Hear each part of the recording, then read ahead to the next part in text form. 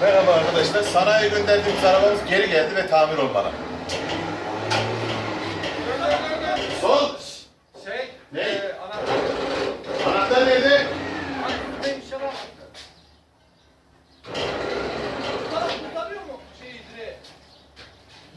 Sıfır inecek. Arabayı geri öne alsana. Arabayı sollu öne alsana. Can sol yap sen, sol yap. Can. Sol, sol. Evet. Sollu yap. Git, git, git. Sollu, sollu. Sollu, sol. Çevir. Sağ yap. Sağ, tamam. Sağ yap. Git, git, git, git, git, git, git, git, git. En sağ yap. Tamam. Sol. Can sol. Sol, sol.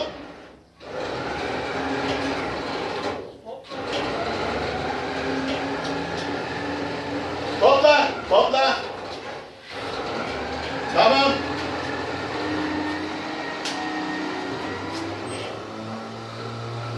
Tamam, dur. Güneş abi arabamız kendini tutuyor mu? Burada dayandı. İtekleyeceğiz abi. Aha. Sen yine şey yap da onu birden kaçmasın arabaya. Ben ne yapacağım? Sen sigaranı bir at. Attım. Heh, iki elinle direksiyona geç. Kaputu aç bir. Camını açarsın sen. Duyamıyorum. Camını aç. Duyamıyorum. Akü yok. Akü yok baba öyle ya. Akü yok. Ya zaten şurada bir tek şey yapsa atlasın. Frene hazır ol. Lan indirsene. Neydi sen? Normal frene basmaya hazır ol. Buradan kaçtığı anda normal frene basacaksın. Boşlar değil mi? Bas. Bas. Bas. Basılı tut. Basını tut. Tamam. Yavaş yavaş bırak. Tamam. Sollu. Yok fazla sol yapmasın abi. Uzaktan düşer. Ben bakıyorum şimdi. Hafif hafif sol yap. Tamam. Hafif, Sol hafif. yeter. Tamam, Gel. yeter. Yavaş yavaş in. Yavaş yavaş. Normal frende dur. El frene gerek yok. Normal. Sağ hafif. Da yeter. Hafif diyor. Tamam böyle gel. Bırak. Devam et. Devam El et. frene gerek yok. Normal freni asıl. Asılıyorum işte. Tamam.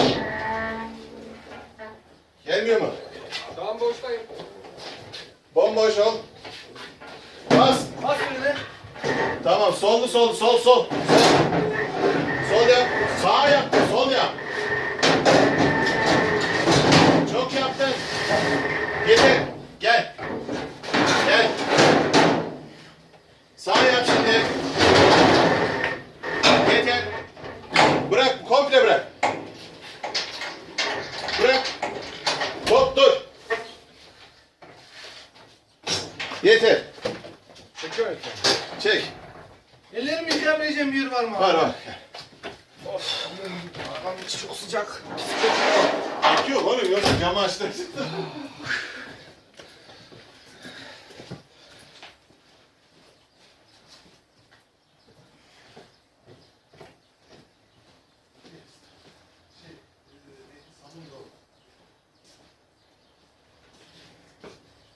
Sağ yap diyorum, geriye doğru sağ yapıyorum. Ben sonra komple Fark ettim işte.